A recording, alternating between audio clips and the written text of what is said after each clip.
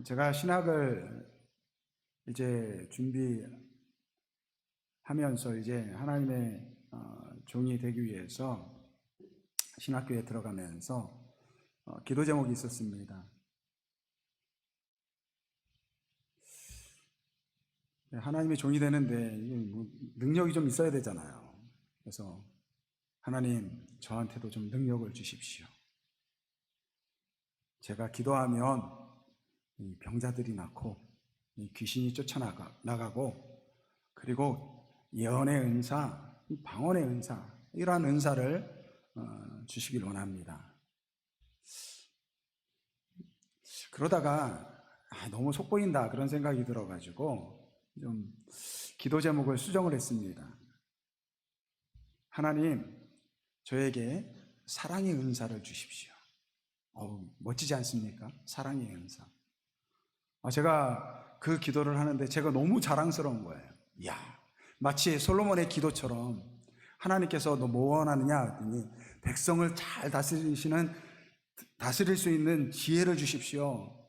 그랬더니 하나님께서 지혜뿐만 아니라 그에게 이 명예와 권세를 다 주신 것처럼 제가 하나님, 저한테 사랑의 은사를 주십시오, 이 기도를 드리면서 하나님께서 보너스로 병 고치는 은사도 주고 다 주겠구나, 막 그러한, 내가 너무 하나님 앞에서 기특해 보이는 것입니다. 근데 제가 성경을 보면서 제 기도가 잘못됐다는 것을 알게 되었습니다. 사랑은 은사가 아니에요. 사랑은 명령입니다. 그러고 보니까 사랑을 은사로 생각해 보니까 이게 말이 안 돼요. 결혼해가지고 부부랑 아내랑 사는데 아내랑 싸워요. 미워해요. 그러면서 그래요. 나는 사랑의 은사가 없어서 그래. 이유가 되잖아요. 근데 성경을 보니까 사랑은 은사가 아니라 명령이라는 것입니다. 그러니까 내 마음과 상관이 없어요. 그 상대방과 상관이 없습니다. 그래서 예수님은 우리에게 원수도 사랑하라고 그렇게 말씀을 하신 것입니다. 그러니까 그 다음부터는요, 제가 기도 제목이 바뀌었습니다. 하나님 말씀이 원수도 사랑하라고 했는데 그 말씀에, 그 명령에 순종할 수 있도록 저에게 사랑하는 마음을 주십시오. 우리 기독교는 사랑의 종교입니다. 근데 기독교만 사랑이 있는 게 아니에요. 불교도 이 자비란 말이 있습니다. 다른 말로 이야기하면 사랑이죠. 불교뿐만 아니라 모든 종교에는 사랑이 있습니다. 굳이 이 종교가 없는 분들도 보면요, 특별한 종교가 없는데도 불구하고 이 가난하고 정말 사회적인 그러한 약자들을 돕는, 평생을 그렇게 살아가는 분들도 있습니다. 그런데 이 사랑 그러면요, 이 기독교가 유독 더 이 사랑이 많은 것은 확실합니다. 미국에 있는 이 바나 그룹에서 이 월드비전과 함께 그 기독교 청년들을 조사를 했습니다.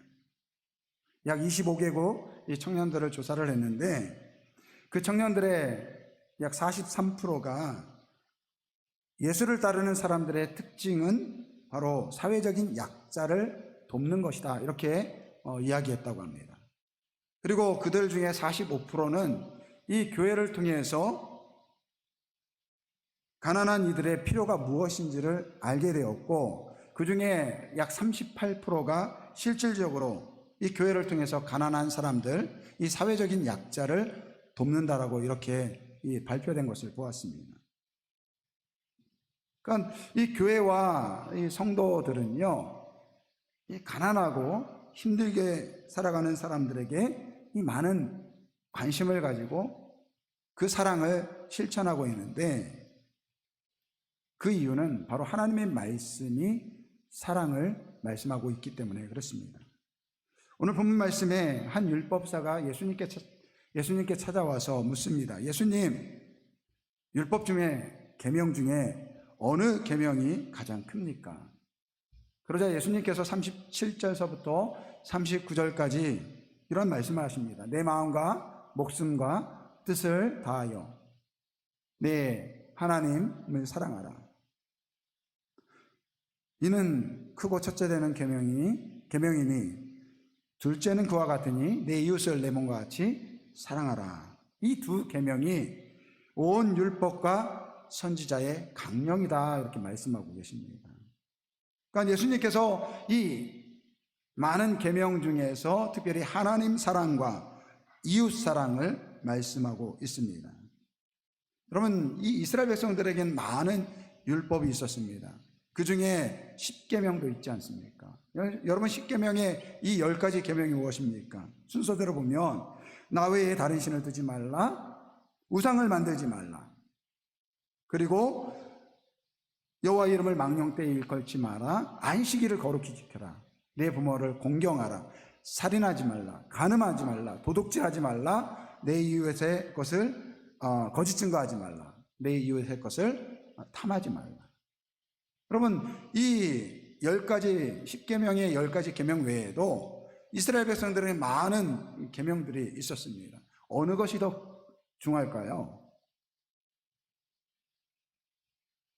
어느 것이 중요하다고 이야기하면 그 나머지 것들은 덜 중요하게 된다라는 것입니다. 하나님의 말씀이, 하나님의 계명이 더 중요하고 덜 중요한 것이 있을까요? 그럴 수 없잖아요. 근데 많은 경우에 오늘 이러한 율법사와 같은 생각으로 하나님의 이 계명을 접근하려는 분들이 있습니다. 그러니까 하나님을 섬기는 것이 더 중요하니까 부모님에게 하는 것은 대충 해도 된다는 말이 아니라는 거예요. 다 중요하다는 것입니다. 그래서 예수님께서는 어떤 특정한 계명을 말씀하지 않고 그 계명이 말하는 것, 왜 하나님께서 그 모든 계명을 주셨는지에 대해서 말씀하시는데 그것이 사랑이라는 것입니다. 여러분, 이 계명과 이 율법이라는 것은 무엇입니까? 무엇을 해라, 무엇을 하지 말라, 이렇게 구분되어집니다. 근데 이게 참 이 명령을 따르는 것이 고단해요. 아마 여기에 우리 자녀를 둔 부모님들은 어린 시절 아마 그러한 기억들이 한두 번은 있을 거예요. 이 부모님들이 너무 이렇게 이 소리를 쳐가지고 나는 나중에 내가 부모가 되면 우리 자녀들에게 자상하고 상냥하고 조근조근하게 이야기해야지, 아마 그러한 생각들을 한 번쯤은 했을 것입니다. 저희 아이들이 가끔가다 저와 제 아내에게 엄마 아빠 너무 목소리 크게 내지 마요, 작게 내도 다 우리 알아듣습니다, 그렇게 이야기를 할 때가 있어요. 목소리를 크게 낸다는 거죠. 그러면 제 아내가 그래요. 나도 소리 크게 내고 싶지 않거든. 근데 속에 소리 크게 안 내면 너희들이 말을 듣냐? 저도 거들죠. 야, 너희들도 아들 셋 키워봐. 네 아내는 아마 너보다, 우리 엄마보다 더 소리를 많이 지를걸? 그러니까 우리가 사랑으로 말하고 자상하게 말하고 우리 자녀들에게 기분 나쁘게 말하지 말아야지 라고 하면서 어느 순간에 야, 말 안 들어? 이거 해? 하지 마라? 라는 식으로 이 명령을 하게 됩니다. 왜 그럴까요? 우리는 우리 엄마, 우리 아빠한테 그것을 배운 거예요. 또 우리 엄마 아빠한테 또 배운 것이죠. 근데 가만히 돌아보니까 하나님께 배운 것 같습니다. 하나님께서는요, 말씀을 하실 때 이거 해라, 이거 하지 마라 이렇게 이야기하시지 이거 해도 되고 안 해도 된다 이렇게 말씀하지 않습니다. 근데 문제는 뭐냐면요, 우리가 이 하나님의 말씀과 계명을 자꾸 나쁜 것으로 생각하기 때문에 그렇다는 거예요. 우리 자녀들이 이 부모들의 잔소리를 싫어하는 이유가 나를 미워서 저러나? 그렇게 생각한다는 것입니다. 아니에요. 오늘 하나님의 이 명령에는요, 우리를 억압하고 우리를 제지하려고 하는 것이 아니라 우리가 잘 되도록 하기 위한 하나님의 마음이 담겨있습니다. 우리를 복주시기 위해서 하신 말씀이라는 것입니다. 그런데 우리가 문제예요. 우리 안에 있는 이 죄가 우리의 문제인 것입니다. 쉽게 말해서 하나님의 말씀을 듣기 싫은 거예요. 하나님의 말씀을 떠나서 내 마음대로 살고 싶은 것입니다.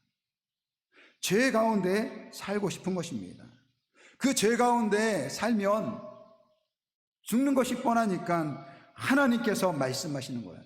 너 그렇게 살면 안 된다. 하나님 말씀대로 살아야 된다. 라고 하시는 것이 바로 이 하나님께서 우리에게 주신 이 율법과 계명인 것입니다. 그러니까 이 하나님의 말씀, 하나님의 계명과 율법을 자꾸 우리를 억압하는 것으로 느끼기 때문에 이 명령을 지키는 것을 이 부담을 갖는 거예요. 그래서 오늘 율법사가 어느 것이 더 큽니까? 이 말은 뭐예요? 그 큰 것만 잘하면 되겠다라는 그러한 생각이 들어 있는 것입니다. 그런데 이 하나님의 말씀, 이 하나님의 계명을 우리가 따라 행할 수 있는 그 원동력이 있는데 그것이 무엇입니까? 바로 사랑이라는 것입니다. 여러분, 사랑하게 되면 그 어떠한 말씀도 순종할 수 있는 힘이 우리에게 생기는 거예요. 여러분, 우리 이제 연애를 하고 이 사랑을 하면서 결혼을 하면 우리 이 아내된 분들이 요즘은 얼마나 우리 딸들을 귀하게 키우는지 몰라요. 손에 물 한 방울 묻히지 않고 그렇게 키우다가 이제 시집을 보내면 이제 그 아내가 음식을 만들어야 되잖아요. 남편을 위해서 인터넷으로 어떤 음식이 맛있는지 그 레시피를 찾아가지고 열심히 음식을 만들어요. 왜 그렇습니까? 사랑하니까. 남편분들도 마찬가지죠. 남자들도. 이 결혼을 해가지고 그전에는 자기가 하고 싶은 거 다 하면서 살았다가 이제 결혼하면 어떻습니까? 가정을 위해서, 아내를 위해서 자기를 희생하잖아요. 그러니까 이 사랑이 들어가면요, 사랑이 생기면요, 어려운 것들이 어려워지지 않는다는 것입니다. 사랑하면 내 중심이 아니라 사랑하는 사람 그 마음 중심으로 내가 행하게 된다는 것이죠. 그래서 계명보다 더 중요한 것이 바로 사랑인 거예요. 근데 우리가 사랑할 수 있는 능력이 없다는 데 문제가 있습니다. 사실 하나님께서 우리를 만드셨을 때 하나님의 사랑으로 창조되었다 그렇게 말씀하죠. 하나님의 형상대로 지음을 받았다 그렇게 말씀하고 있어요. 그러면 우리 첫사람은요, 원래 사랑이 풍성한 그러한 존재였다는 것입니다. 하나님과 만나서 교제하기를 좋아했던 것이 바로 죄짓기 전에 우리 인간의 모습이었어요. 죄가 들어오기 전에 이 부부가 얼마나 사랑했는지 몰라요. 그 아내를 자기의 분신처럼 생각했던 것이 이 아담이 하와를 맞이할 때 고백이었습니다. 그리고 이 자연도 마찬가지죠. 하나님께서 그 모든 자연을 이 인간에게 맡겼을 때 이 아담과 하와는요, 그 모든 자연을 아름답게 가꿨습니다. 그리고 그 사랑하는 마음으로 그 대상에게 이름을 붙였어요. 그런데 죄가 들어오면서 그 사랑의 결정체였던 우리가 사랑할 수 없는 존재가 되었습니다. 이제는 더 이상 하나님과 함께하기를 싫어하는, 그래서 하나님을 피하는 그러한 존재가 되었더라고요. 죄가 들어오기 전에는 그렇게 사랑했던 이 부부의 관계가 깨졌습니다. 내가 명령한 과일의 이 열매를 먹었느냐라는 그 하나님의 말씀에 아담이 저 여자 때문에 내가 먹었습니다. 그렇게 모든 책임을 이 여자에게 돌립니다. 자기 아내에게 돌리는 거예요. 뿐만 아니라 이 자연도 마찬가지죠. 인간은 자연을 자기의 생명을 유지하기 위한 이 대상으로 삼고 파괴하기 시작했습니다. 올해 참 이 기후 변화로 인해서 온 나라가 많은 어려움을 겪었습니다. 우리나라도요, 지난 8월 달이었죠. 3주에 걸쳐서 3개의 태풍이 우리나라를 지나갔어요. 여러분, 그 동토의 땅, 소련 아시죠? 이 모스크바에서는요, 120년 만에 30도가 넘는 그러한 기온을 기록했다고 합니다. 또 미국의 이 덴버라는 지역은요, 며칠 사이에 하루는 36도까지 올라갔다가 며칠 후에 영하 2도까지 떨어지는 그러한 기후 변화가 있었다고 합니다. 이 모든 게 뭡니까? 사랑해야 할 이 자연을, 돌봐야 할 자연을 파괴했던 결과라는 것입니다. 이 모든 것이 사랑을 잃어버린 결과입니다. 그러니까 우리는 스스로 사랑할 수 있는 그러한 능력을 잃어버렸어요. 그래서 하나님께서 우리를 사랑하시기 위해서 먼저 우리를 사랑하여 주신 줄 믿습니다. 그 사랑이 바로 예수 그리스도이십니다. 요한일서 4장 9절서부터 11절까지 말씀 우리 같이 봉독하겠습니다. 같이 읽겠습니다. 하나님의 사랑이 우리에게 이렇게 나타난 바 되었으니 하나님이 자기의 독생자를 세상에 보내심은 그로 말미암아 우리를 살리려 하심이라. 사랑은 여기 있으니 우리가 하나님을 사랑한 것이 아니요 하나님이 우리를 사랑하사 우리를 속하기 위하여 화목제물로 그 아들을 보내셨습니다. 사랑하는 자들아, 하나님이 이같이 우리를 사랑하셨은즉 우리도 서로 사랑하는 것이 마땅하도다. 그러니까 우리가 사랑할 수 없는 존재가 되었기 때문에 하나님께서 먼저 우리를 사랑하여 주신 것입니다. 그래서 우리도 하나님을 사랑할 수 있게 된 거예요. 하나님께서 그 아들 독생자 예수를 주시기까지 우리를 사랑하셨기 때문에 그 하나님도 우리에게 말씀하십니다. 내 마음과 목숨과 뜻을 다하여 나를 사랑하라. 여러분들, 하나님은요, 자신의 독생자 예수 그리스도를 주시기까지 우리를 사랑하셨기 때문에 같은 방법으로 우리가 하나님을 사랑하기를 원하세요. 여러분, 대충 하나님 사랑하는 거 하나님 원치 않으십니다. 그래서 출애굽기 34장 14절 말씀을 보니까 하나님께서 이런 말씀을, 나는 질투하는 하나님이다. 참, 하나님께서 질투한대. 그러니까 그만큼 우리를 사랑하신다라. 그만큼 우리를 사랑하신다라는 것입니다. 그래서 하나님은 그렇게 사랑하는 우리가 하나님만을 사랑하길 원하신다라는 것입니다. 근데 그 하나님의 사랑은 곧 이웃사랑으로 이어진다는 것입니다. 오늘 예수님께서 그런 말씀을 하셨어요. 하나님을 사랑하라 하셨으니 이것이 크고 첫째 되는 계명이니 둘째는 그와 같으니 내 이웃을 내 몸과 같이 사랑하라 라고 말씀하고 있습니다. 그러니까 하나님을 사랑하는 거나 우리의 이웃을 사랑하는 것이나 마찬가지라는 거예요. 그런데 여기에는 순서가 있습니다. 순서.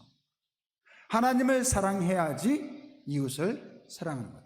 여러분, 수학에 이 명제가 있어요. 이 명제가 참이면요, 그 역은 거짓입니다. 예를 들면 사람은 동물입니다. 이게 참이잖아요. 그죠? 근데 동물은 사람입니다. 이건 거짓이에요. 그렇죠? 오늘 이 예수님의 말씀은 하나님을 사랑해야 합니다. 그래야 이웃을 사랑할 수 있습니다. 근데 그 역은 이웃을 사랑해야 합니다. 그러면 하나님을 사랑할 수 있습니다. 이거는 거짓이라는 거예요. 여러분, 세상에 있는 사람들이, 하나님을 모르는 사람들이 정말로 이웃을 사랑하는 사람들이 많아요. 그런데 그 사랑 가지고는요, 하나님을 알 수 없습니다. 하나님을 사랑할 수 없습니다. 그런데 하나님을 사랑하는 사람은 반드시 그 이웃을 사랑해야 한다라는 것입니다. 그래서 요한일서 4장 20절서부터 21절에 이런 말씀이 있어요. 누구든지 하나님을 사랑하노라 하고 그 형제를 미워하면 이는 거짓말하는 자니 보는 바 그 형제를 사랑하지 아니하는 자는 보지 못하는 바 하나님을 사랑할 수 없느니라. 우리가 이 계명을 주께 받았으니 하나님을 사랑하는 자는 또한 그 형제를 사랑할지니라. 아멘.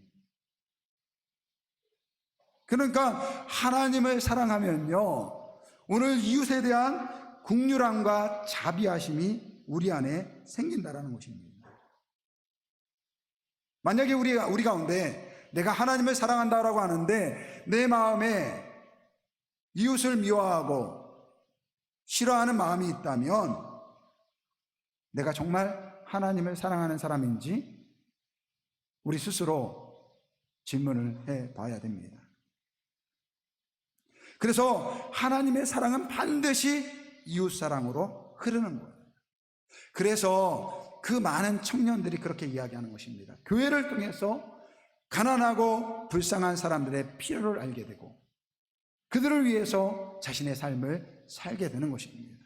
그래서 교회와 기독교가 그 어느 사람들보다 많은 사랑을 실천하는 것입니다. 이 예수님께서 바리새인들을 질책하셨어요. 이 바리새인들은요, 누구보다 하나님을 사랑한다라고 자부했던 사람들이에요. 그런데 그렇게 하나님을 사랑한다라고 자부하는데 그들은 가난하고 불쌍한 사람들을 긍휼히 여기지 않았습니다. 사랑하는 마음이 없었습니다. 그래서 예수님께서 그러한 그들을 향해서 외식하는 자라고 책망하셨습니다.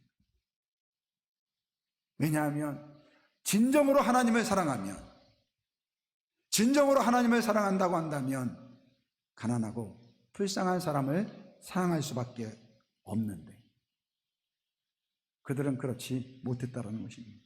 왜 그럴까요? 이 하나님의 사랑을 이 머리로만 깨달았기 때문에 그렇습니다. 이 마음으로 깨달아야 돼요. 마음으로. 여러분, 사랑은요, 머리로 깨닫는 것이 아닙니다. 마음으로 깨닫는 거예요.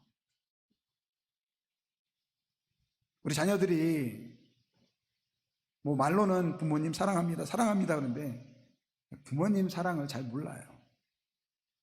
그러다가 지가 결혼해가지고 자녀를 키우면요, 그때 이제 부모가 되면요, 부모의 마음을 아는 거예요. 머리로는 내가 부모의 사랑을 알지만 그거와 내가 체험해서 마음으로 깨닫는 것과는요, 전혀 다르다는 것입니다. 오늘 우리가 하나님을 사랑할 때 머리로 사랑하는 것이 아니라 가슴으로 사랑하는 사람들이 되어야 될 줄 믿습니다. 오늘 예수님께서 이 하나님을 사랑하라, 내 이웃을 사랑하라 라고 할 때 똑같은 단어를 사용하고 있습니다. 바로 아가페 사랑입니다. 왜 아가페 사랑을 쓰는 것일까요? 하나님께서 자신을 내어주신 것처럼 그 아가페 사랑을 우리에게 행하신 것처럼 우리가 똑같은 마음으로 하나님을 아가페 사랑해야 된다는 거예요. 그리고 그 아가페 사랑을 받으면 우리는 또한 그 아가페 사랑을 우리의 이웃에게 할 수 있는 것입니다. 제가 목사가 되기 전에 사랑을 은사로 알고 기도를 했잖아요.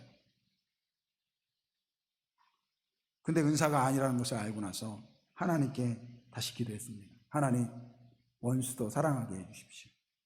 사랑할 수 있는 제 마음을 주십시오.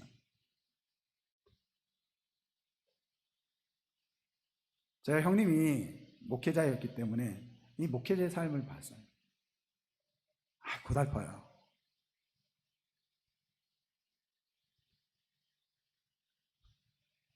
근데 이 목회자에게 가장 필요한 것이 바로 이 사랑의 마음이 아닐까라는 생각을 해봅니다. 그래서 저도 사람이잖아요. 여러분, 저도 사람입니다. 저도 사람이에요. 그러다 보니까 때로는 사람 때문에 미움이 생기기도 하고 또 화가 나기도 하고 그리고 또 짜증이 날 때가 있어요. 목사기 때문에 오늘 이렇게 말씀을 전하면서도 그래야 되지만 그렇게 하면 안 되는데 그런 생각을 합니다. 오늘 이 말씀을 준비하면서 그런 생각이 들었어요. 내가 왜 이렇게 말씀을 전하는 목사가 되어서 내 마음에 그러한 미움이 생기고 또 화가 나고 그럴까? 아마 저뿐만 아니라 오늘 이 자리에 있는 우리 성도님들도 마찬가지일 거예요. 예수를 믿기 때문에 참아야 하고 또 예수를 믿기 때문에 사랑해야 한다고 하지만 미워하는 마음이 생길 때가 있을 것입니다.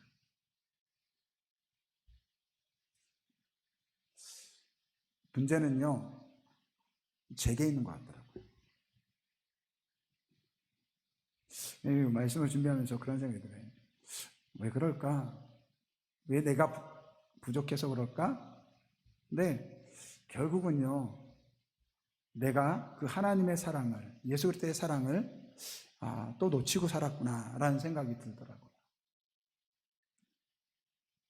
예수님이 나를 위해서 십자가에 못 박혀 죽으시기까지 나를 사랑하셨는데 내가 그 사랑을 기억하면 내가 그 사람을 위해서 더 참을 수 있고 그 사람을 위해서 더 기도할 수 있고 그 사람을 더 사랑할 수 있는데 내가 내 안에 그 하나님의 사랑이, 그 크신 하나님의 사랑이 내게 부족했구나 라는 것을 오늘 말씀을 통해서 깨닫게 되었습니다. 저뿐만 아니라 오늘 이 자리에 있는 우리 성도님들도 마찬가지일 거예요.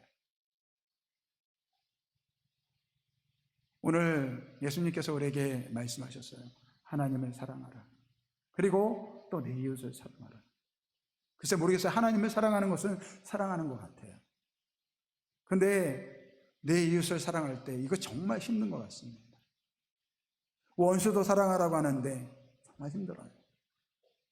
그래서 늘 갈등합니다. 저렇게 행동하는 저 사람을 내가 미워하는 게 당연한 거 아닌가?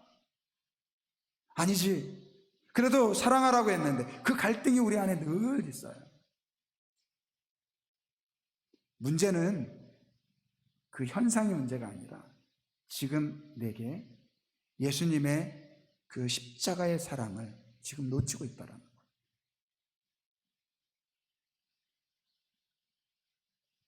예수님의 십자가의 사랑이 그 아가파의 사랑이 우리의 마음에 가득하다면 그 미움이 사랑으로 밝힐 줄 믿습니다. 우리의 그 환한 마음이 사랑으로 누그러질 줄 믿습니다.